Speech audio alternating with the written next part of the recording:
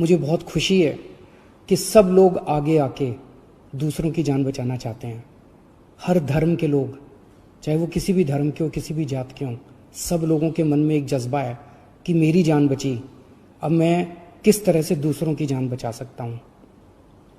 मेरे मन में एक विचार आ रहा था, मैं सोच रहा था कि कल को, अब जब मैं पिछले कुछ दिनों से लोगों को ब्लड डोनेट करने के लिए, प्लाज्मा डोनेट करने के लिए इतना हम लोग उनको प्रोत्साहित कर रहे हैं, तो मेरे मन में एक विचार आ रहा था कि कल को कोई पेशेंट, मान लीजिए हिंदू है और बहुत सीरियस है, हो सकता है उसको मुसलमान का प्लाज्मा उसकी जान बचाए। मान लीजिए कोई पेशेंट मुसलमान है, बहुत सीरियस है, हो सकता है किसी हिंदू का प्लाज्मा, हिंदू के शरीर का प्लाज्मा उसकी जान बचाए। भगवान ने जब धरती बनाई थी तो उसने तो इंसान बनाए थे। हर इंसान की 2 आंखें हैं, एक जैसा शरीर है, लाल रंग का खून है, उसी किस्म का प्लाज्मा है।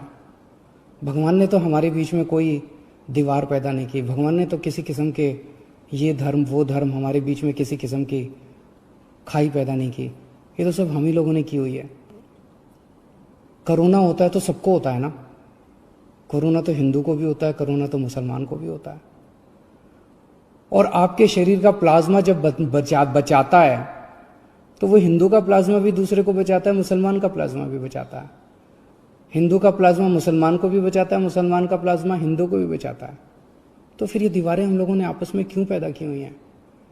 कम से कम ये कोरोना की बीमारी से हम ये सीख तो ले सकते हैं। अगर हमारे देश के सब लोग, हिंदू, मुसलमान, सिख, ईसाई, जैन, बौद्ध, हम सब मिलके एक साथ काम करेंगे, प्यार और मोहब्बत से काम करेंगे, तो ये देश को कोई नहीं हरा सकता। इस देश के सामने पूरी दुनिया को झुकना पड़ेगा। हमारा देश इतना अच्छा है। और अगर हम बट गए, आपस में लड़ते रहे, तो फिर कोई उम्मीद नहीं बचती है।